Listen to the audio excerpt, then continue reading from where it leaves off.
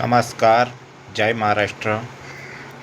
हिंदू सम्राट शिवसेना प्रमुख बाळासाहेब ठाकरे, पक्षप्रमुख सन्माननीय उद्धवजी बाळासाहेब ठाकरे, युवा नेते आदित्यजी ठाकरे साहेब, महाराष्ट्रातील लाखो करोडो शिवसैनिकांना मानाचा जय महाराष्ट्र. महाराष्ट्राच्या हितासाठी, मराठी माणसाच्या न्यायासाठी हिंदू हृदय सम्राट शिवसेना प्रमुख बाळासाहेब ठाकरे यांनी शिवसेना ही संघटना स्थापन केली आणि खऱ्या अर्थानं मराठी माणसाला नोकऱ्यांमध्ये आणि मुंबईसह संयुक्त महाराष्ट्राच्या लढ्यामध्ये त्यांनी योगदान दिला.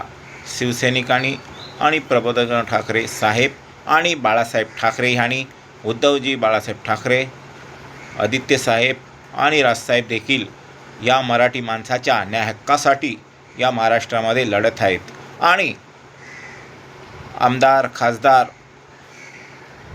नेते दिवसांदिवस फुटत आहेत.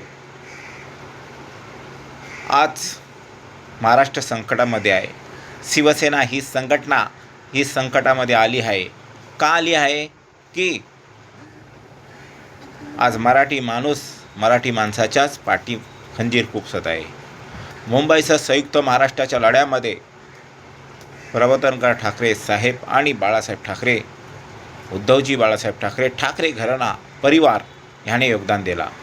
आज मराठी माणसाच्या न्याय हक्कासाठी शिवसैनिक रस्त्यावरती उतरतो, देशाच्या हितासाठी, महाराष्ट्राच्या हितासाठी, आणि आज त्या शिवसेनेचे लचके तोडण्यात येत आहेत. जे कालपर्यंत होते आपल्यावरून आज दुसऱ्याच पक्षात जाऊन अर्ज भरत आहेत आणि आपलाच महाराष्ट्र खच्ची करत आहेत. हे देखील आता महाराष्ट्रातल्या सुज्ञान जागृत जनतेनं ओळखून आता एकजूट करून पुन्हा एकदा आपल्या महाराष्ट्राच्या हितासाठी, मुलाबाळांच्या हितासाठी, भविष्यासाठी आपल्याला सर्वांना एकत्र येण्याची काळाची गरज आहे. नाहीतर भविष्यात महाराष्ट्रासाठी आणि मराठी माणसासाठी ही धोक्याची घंटा असणार आहे. याचा देखील आपण सर्व महाराष्ट्रातील सुज्ञान जागृत जनतेने विचार करण्याची काळाची गरज आहे. आपला महाराष्ट्र, आपली माती, आपल्या मुलाबाळांचं भविष्य हा टिकला पाहिजे, वाढला पाहिजे.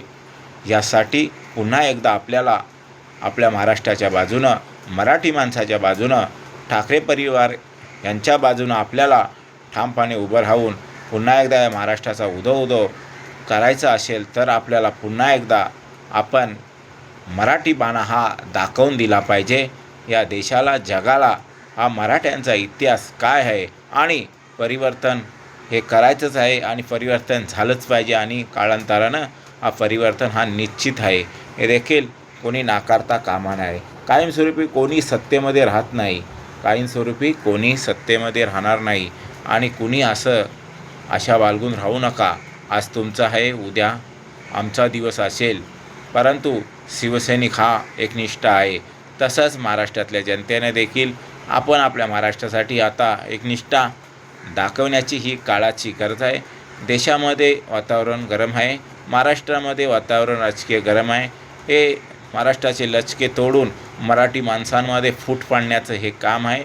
मराठी माणसं आता तू जागा हो आणि हे सर्व तुझ्या हातातच आहे. जे काही करायचं आहे महाराष्ट्रासाठी, देशासाठी, हे तुझ्या हातात आहे.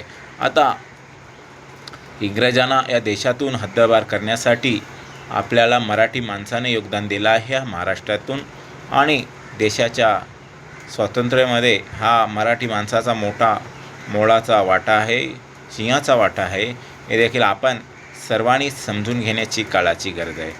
हा महाराष्ट्र देशाला, जगाला दिशा देतो आणि दिले आहे. करोना काळामध्ये देखील उद्धवजी ठाकरे यांचे विचार हे पूर्ण देशाने अंमलात आणले. हा देखील इतिहास आहे. आपण कोणी नाकारता कामा नये. कुटुंब प्रमुख उद्धवजी बाळासाहेब ठाकरे यांनी या महाराष्ट्रासाठी मुख्यमंत्री असताना देशासाठी, जगासाठी दिशा दिली आणि त्यांची जी कामाची पद्धत होती, ती यंत्रणा होती, ती संपूर्ण देशाने राबवून या जगातून करोना देखील हद्दपार केला. हे देखील आपण सर्वांनी नाकारता कामा नये. आज संकट आपल्या विरोधात असेल, आपल्या बाजूनी नसेल, परंतु आपल्या बाजूनी आज वातावरण नसेल तरीसुद्धा येणारा काळ हा कायमस्वरूपी कुठल्याही एका पक्षाचा किंवा एकाच घराण्याचा किंवा एकाच पार्टीचा राहत नाही. हे सत्ता आज केंद्रामध्ये त्यांची असेल, महाराष्ट्रामध्ये त्यांची असेल, परंतु कायमस्वरूपी सत्ता राहत नाही, हा देखील इतिहास आहे. जनता ज्या दिवशी विचार करेल त्या केंद्रातली आणि महाराष्ट्राची सत्ता हद्दपार केल्याशिवाय, उलटून लावल्याशिवाय या देशातली आणि महाराष्ट्राची जनता स्वस्थ बसणार नाही. इंग्रजांना पळवलं तर तुम्हाला पळवायला किती टाईम लागणार आहे, हा देखील समजण्याची काळाची गरज आहे. आज अमित शहा यांना पंतप्रधान व्हायचं आहे 2029मध्ये, म्हणून हे प्रयत्न चालू आहेत की खासदार फोडणं, आमदार फोडणं आणि त्यांची ताकद बळकट करणं, आणि हे काम त्यांना हातामध्ये दिलं आहे. परंतु आपणच आपल्या पाठीमध्ये खंजीर खुपसतो आहे. अमित शहा हा डाव टाकून आहेत की त्यांना 2029मध्ये पंतप्रधान व्हायचं आहे, त्यासाठी ते प्रयत्न करत आहेत आणि आपल्या महाराष्ट्रामध्ये फूट पाडून आमदारांमध्ये, खासदारांमध्ये, नेत्यांमध्ये, नगरसेवकमध्ये आणि वातावरण गरम करण्याचा हा त्यांचा डाव आहे. आणि आता राजसाहेब आणि उद्धवजी बाळासाहेब ठाकरे यांनी एकाच पक्षामध्ये, शिवसेना, मशाल या एकाच पक्षामध्ये त्यांनी दोन पक्ष न ठेवता एकाच पक्षामध्ये काम करून महाराष्ट्राचा भला कसा होईल, मराठी माणसाचा कसा भला होईल या दृष्टिकोनाने त्यांनी विचार केला पाहिजे. दोन पक्ष असल्याने वाद होतात, उमेदवारीवरून वाद होतात, निवडणूक लढताना वाद होतात. म्हणून आपण एकाच पक्षाखाली, एकाच झेंड्याखाली आणि एकाच पक्षाच्या नावाच्या खाली आपण दोघांनी काम केलं पाहिजे.